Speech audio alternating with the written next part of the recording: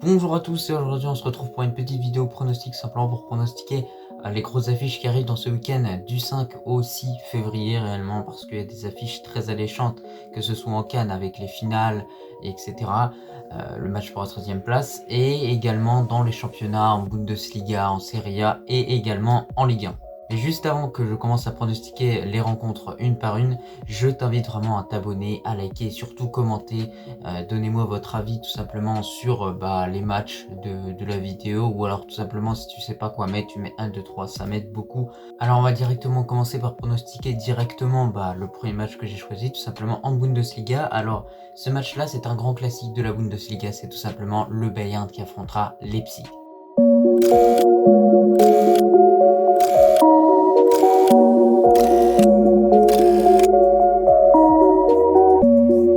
Désormais, si on doit pronostiquer réellement ce match, faut bien sûr se fier au dernier match des deux équipes, même si là, ça va faire longtemps qu'ils n'ont pas joué et que directement, ils vont reprendre avec le championnat. Il y en a qui ont été avec leur sélection, c'était un petit peu les vacances, etc. Pour certains, il y a même parfois des clubs qui ont fait des stages. En tout cas, pour le Bayern et Leipzig, je crois pas qu'il y ait eu de stage, ou peut-être qu'il y en a eu, je sais pas en tout cas. Mais côté Leipzig, on a eu une défaite il y a pas mal de temps, 2-0 face à l'Arminia. Depuis cette défaite, ils ont bien réagi avec 3 victoires consécutives en Bundesliga. Côté Bayern, tout simplement, on a une équipe qui a également subi une défaite tout simplement contre Gladbach. Et depuis cette défaite-là, il y a eu 2 victoires consécutives enchaînées, surtout 2 victoires qui ont été vraiment marquées tout simplement parce qu'ils ont gagné avec un nombre de buts assez important, une victoire 4-0 face à Cologne, ainsi qu'une victoire 4-1 face à l'Hertha à Berlin en plus de ça. Bon alors si maintenant on doit tirer des conclusions et réellement faire un réel pronostic, parce que c'est quand même le but de cette vidéo, alors entre ces deux équipes ça paraît compliqué de pronostiquer parce que franchement j'ai l'impression que ça faisait longtemps vraiment qu'on n'avait pas vu une équipe de Leipzig à ce niveau-là. Bon, ils ont eu du mal contre Wolfsburg et il y a certains matchs où ils ont eu également du mal à gagner lors de ces 3 victoires consécutives, mais on est une équipe qui revit et pour une fois dans cette saison ils ont été réguliers, ce qui n'a pas été le cas en début de saison. Donc là j'ai envie d'y croire pour Leipzig, mais ça n'empêche pas que pour moi le Bayern, ils ont quand même une supériorité, ils vont être à l'Allianz Arena, ils vont être chez eux, donc pour moi ils vont clairement gagner. Après je pense que ce sera un match très serré, ça peut même finir en 2-2, parce que souvent ces matchs-là ils nous offrent beaucoup de spectacles, excusez-moi, parce qu'il y a énormément de buts en fait, tout simplement. Du coup pour finir je vois le Bayern l'emporter, bon avec un petit score, mais ça n'empêche pas que je vois quand même le Bayern gagner ce match et du coup ce choc de Bundesliga. On va se tourner du côté de l'Italie et de la Serie A pour maintenant analyser réellement ce choc entre l'AC Milan et l'Inter. Voilà cette grosse rivalité qui existe entre ces deux clubs. Donc voilà, c'est toujours un match et un derby plus particulièrement qui nous offre beaucoup de spectacles.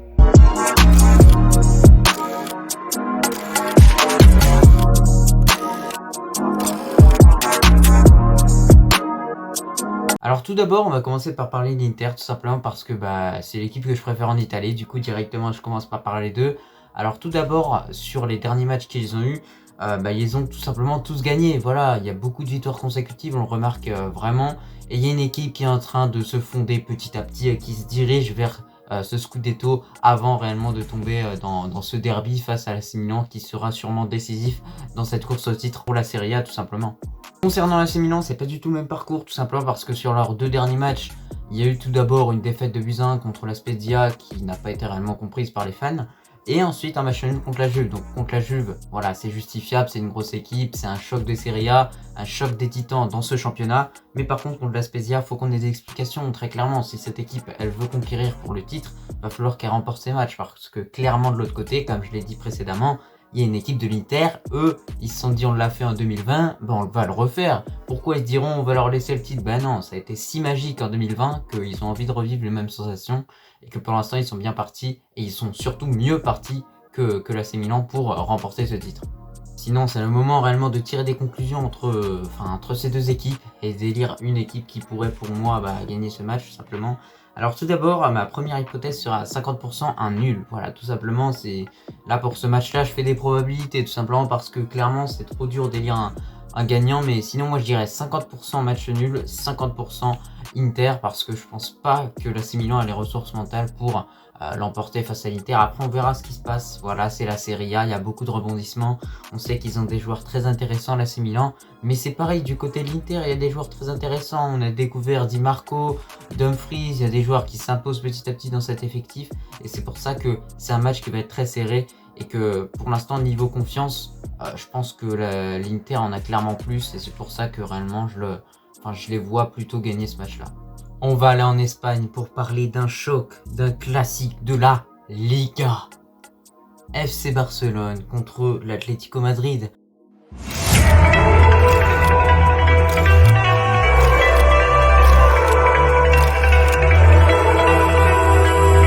En tant que madrilène, clairement ce match-là, j'aime bien le regarder. C'est comme si vous mettez les deux pires ennemis que vous avez en train de se battre comme ça et que vous les regardez en train de s'amocher. Tranquillement, comme si c'est un combat réellement. Bon, maintenant plus sérieusement, c'est un match de titans clairement entre ces deux équipes, match de grosses équipes européennes. Et j'ai hâte de voir ce que ça va donner, surtout avec les nouveaux transferts que le Barça a fait. Bon, après avoir décrit ce match de façon assez expressive de ma part, tout simplement on va s'intéresser au dernier match que le Barça a fait et l'Atlético. Mais avant, je tiens quand même à rappeler quelque chose, c'est que pour l'Atlético, Griezmann était encore incertain pour ce match. Moi, j'espère en tant que fan de football et madrilène que Griezmann sera là pour pourquoi pas enfoncer encore un peu plus le Barça dans cette saison 2021-2022. Pour l'Atlético, leurs deux derniers matchs, tout simplement, c'est une victoire contre la Real Sociedad 2-0 en Coupe du Roi. Et également une victoire 3-2 à l'arraché contre Valence en Liga. Ils étaient menés 2-0 à la mi-temps et ils ont réussi à revenir à 3-2 à la fin du match. Ça montre à quel point cette équipe a un mental d'acier et qu'elle est capable de battre n'importe quelle équipe dans le money time réellement, dans le temps additionnel, et que cette équipe elle a une grinta quoi qu'il arrive.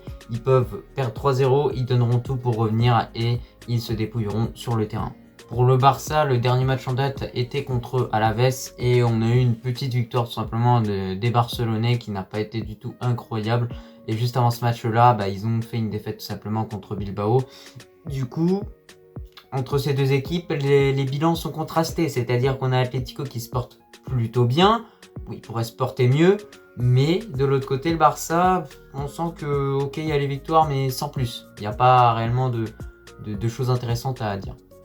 Mais là, justement, pendant ce mercato hivernal, ils ont fait ce qu'il fallait, les Catalans. Très clairement, ils ont recruté. Bon, je ne sais pas avec quel argent ils vont réussir à payer tout ça, puisqu'il y a au bout d'un moment, il va falloir payer la cuenta, clairement.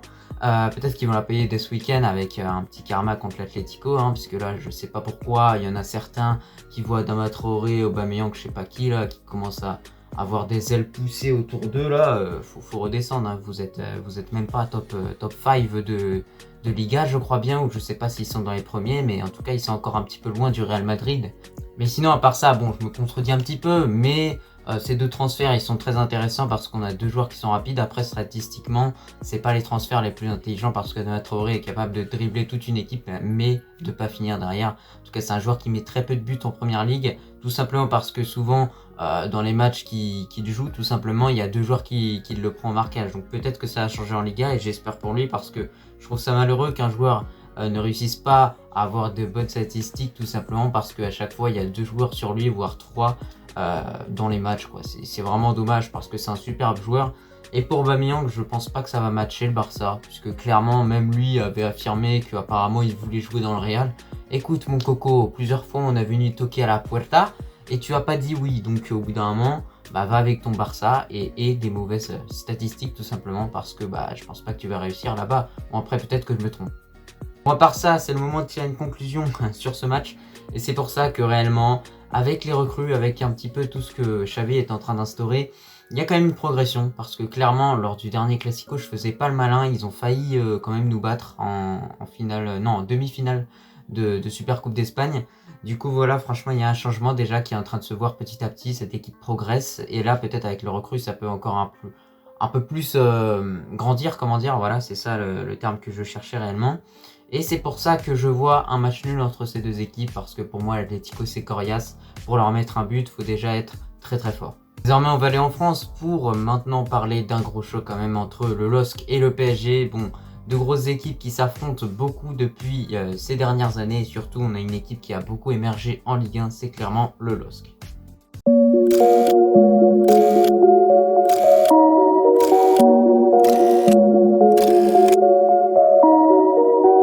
Donc alors si on s'intéresse au LOSC, c'est une équipe qui émerge bien en Ligue 1 très clairement, qui est en train un petit peu de rattraper son mauvais début de saison avec des joueurs intéressants comme Burak Yılmaz et Jonathan David. Bien évidemment, je crois bien que c'est le meilleur buteur de Ligue 1 depuis le début de la saison. C'est un joueur très intéressant qui est en train de s'ouvrir des portes vers le haut niveau tout simplement grâce à ses statistiques en Ligue 1 Uber Eats. J'espère en tout cas qu'il rejoindra un grand club et par exemple, il y a plusieurs exemples de grands clubs qui pourraient rejoindre.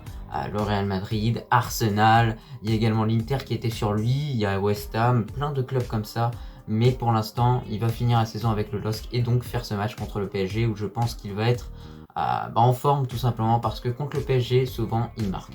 À part ça, côté parisien, il y a une équipe qui a concédé une élimination tout simplement en Coupe de France contre Nice au tir au but. Donc je pense qu'elle a été vraiment très très dure à digérer pour les Parisiens qui du coup s'enlèvent encore une fois une nouvelle chance de remporter un titre cette saison-là. Ça commence à pas sentir super bon pour les Parisiens qui vont affronter dans quelques jours le Real Madrid en Ligue des Champions, match aller-retour, match aller au Parc des Princes, match retour au Santiago Bernabéu. Et pour l'instant, c'est très mal parti parce que clairement, on est une équipe qui depuis le début de saison se cherche et qui parfois sort des bonnes prestations et l'autre soir c'est une mauvaise prestation. Donc là, clairement Pochettino il fait n'importe quoi depuis le début. Je pense que je sais pas c'est quoi la solution à trouver pour cette équipe. Mais en tout cas, il faut faire des bons choix. Et lui, j'ai l'impression qu'il a un effectif, il choisit un coup celui-là, hop, on le tente, ça marche pas, merde. Et il change pas aussi son fond de jeu et ça se voit clairement que le PSG peut une nouvelle fois perdre contre Lille. Mais ça n'empêche pas que si je dois faire un pronostic maintenant, je dis clairement qu'il y aura match nul entre ces deux équipes ou alors le PSG réellement réussira à s'en sortir encore une fois et toujours grâce à Mbappé. Pour finir avec un petit peu tous ces pronostics, voilà, parce que là on a déjà pronostiqué pas mal de matchs, on va pronostiquer un dernier gros choc réellement, un choc qui va marquer l'aboutissement d'une CAN, voilà, tout simplement la finale entre du coup l'Égypte et le Sénégal.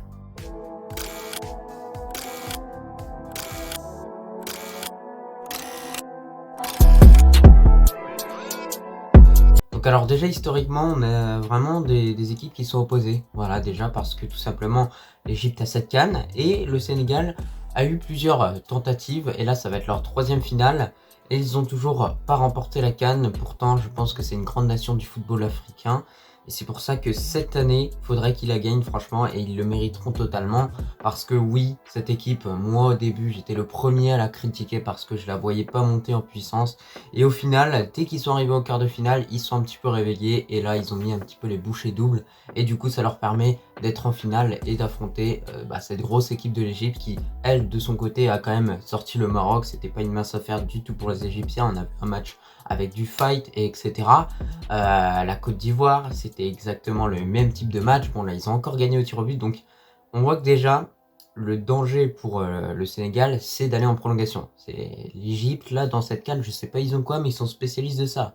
Du coup ce qu'il faut faire c'est quoi? Faut au moins leur mettre un but sur les 90 premières minutes pour un petit peu les faire douter.